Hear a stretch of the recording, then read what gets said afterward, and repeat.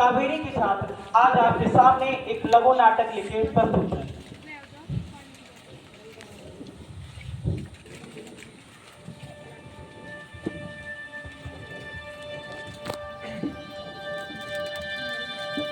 इतने सालों के टीचिंग एक्सपीरियंस में मैंने इतना नालायक बच्चा कभी नहीं देखा।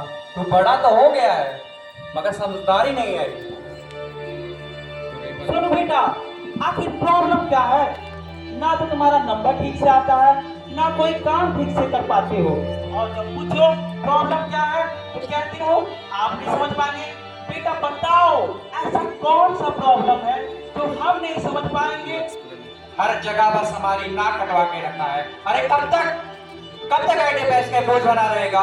हे भगवान, इतना नालायक बच्चा मैंने आज तक नहीं देखा। तेरी प्रॉब्लम क्या है? तू कभी खुश नहीं रह सकता क्या? देवदास क्यों बना रहता है? What a loser! अरे सुनती हो? मुझे लगता है ये पागल हो गया है। इसे पागल खाने छोड़ाओ। Attention seeker! हे भगवान, इसे हमारे ही घर पैदा होना था। ये पागल! देवदास! पागल! देवदास!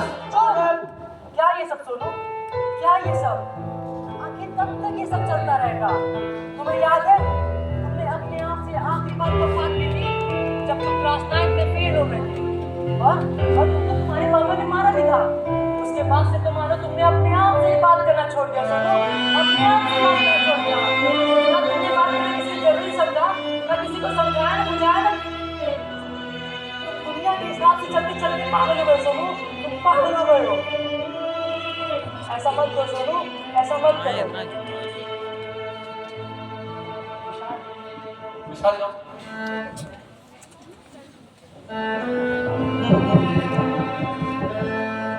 क्या दुनिया के हिसाब से नहीं चलेगा तो किसके हिसाब से चलेगा?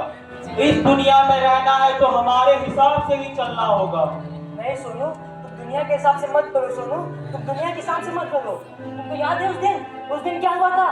जब स्कूल में टीचर ने तुमको कुछ समझाया था और तुमको समझ नहीं आया था, तब तुमने क्या कहा था? सोनू, तब तुमने क्या कहा था? नहीं याद आ रहा? और मैं तुम्हें याद दिलाता हूँ। बच्चों, क्या ये टॉपिक समझ आया? सोनू बेटा, क्या तुमको समझ आया? बोल दो सोनू, तुम्हें समझ नहीं आया। सोनू बोल दो, सर तुम्हें दोबारा समझा देंगे। सोनू बोल दो, तुम्हें टॉपिक समझ नहीं आया। क्या यार सोनू, इतना छोटा सा टॉपिक नहीं समझ आया? अच्छा एक काम करो, इसको ना यहाँ मत पूछो ना। अगर यहाँ पूछोगे तो ये टीचर भी हंसेंगे और वो बच्चे भी हंसेंगे। तुम ना काम करो, घर जाके खुद सॉल्व करो। ठीक है सोनू बेटा, बोल दो टीचर से। नहीं सोनू नहीं, बोल दो, तुम्हें समझ नहीं आया। सोनू बोल दो। Sir, I have understood. देखा, यहाँ भी तुम अपनी बात नहीं बोल पाए और हर बार तुम अपनी बात नहीं बोल पाते हो। और मैं तुम्हें वो याद दिलाता हूँ, उस दिन घर पे क्या हुआ था जब पापा ने तुमसे पूछा था मेरा बेटा समर वेकेशन में क्या करेगा? तब तुमने क्या कहा था? सोनू, तब तुमने क्या कहा था? बेटा, इस बार समर वेकेशन का क्या प्लान है? बोल दो सोनू, तुम्हें पेंटिंग करनी है। सोनू बोल दो, याद करो अपनी ये पेंटिंग। बोल दो तुम्हें पेंटिंग करनी है। क्या बेटा सोनू, ये पेंटिंग सेटिंग में क्या ही रखा है? क्या रंगाई पोताई करने से कोई एमएस हुसैन तो बन नहीं जाता? बेटा तुम ना एक काम करो, तुम फ्रेंच सीखो। क्या? फ्रेंच लैंग्वेज बहुत स्कोप है ना बेटा, बोल दो पापा से। नहीं सोनू, बोल दो पेंटिंग करनी है। एक बार परमिशन मिल गई, तुम दिन भर पेंटिंग कर सकते हो। सोनू पापा, इस बार मैं फ्रेंच कर लूंगा। देखा, यहाँ भी तुम अपनी बात नहीं बोल पाए और हर बार तुम अपनी बात नहीं बोल पाते हो। आखिर कब तक ऐसा तुम्हारे साथ होगा? कब तक तुम करने दोगे अपने साथ ये सब? मत करो सोनू, मत करो। दुनिया के हिसाब से मत करो सोनू। अपने आवाज को मत दबाओ सोनू, अपने आवाज को मत दबाओ।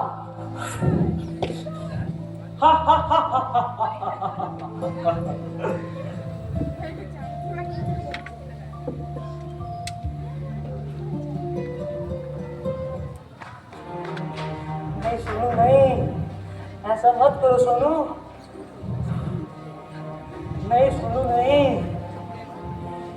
मैं नहीं जीऊंगा। जब मैं अपने हिसाब से चल नहीं सकता तो मैं जी के क्या करूं? नहीं, क्या मैं एक मौके के लायक भी नहीं? एक मौके के भी नहीं? नहीं सोनू, मुझे माफ कर दो सोनू, मुझे माफ कर दो। मैंने हमेशा दूसरों को अपने ऊपर हावी होने दिया, उन्हें जीतने दिया।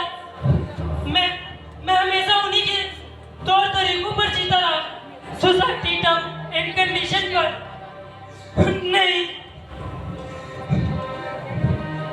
तुम्हें पता है सोनू, मुझे पता है कि मैंने कितनी आवाज दबाई है अपनी, बहुत आवाज दबाई है, दबा दबा के खुद को मार डाला है मैंने। पर मैं हमेशा से ऐसा नहीं था सोनू। मैंने शुरू में कोशिश की कि किसी को समझा सकूं कि कैसा फील होता है। मैंने पापा को एक्सप्लेन करने की कोशिश की कि कैसा फील होता है। अजीब लगता है, डर लगता है, हर छोटी छोटी बात पे घबराहट होती है, पर कोई नहीं समझता सोनू, कोई भी नहीं। सब कहते हैं अगर पढ़ाई में प्रॉब्लम है तो ट्यूशन जाओ, कहीं चोट आई है तो हॉस्पिटल जाओ, पर कोई ये क्यों नहीं बताता जब खुद को नहीं समझ आता क्या हो रहा है तो फिर कहाँ जाए, कहाँ जाए। मैं बहुत थक चुका हूँ सोनू, मैं बहुत परेशान हूँ, मुझे कुछ नहीं समझ आता, कुछ भी नहीं।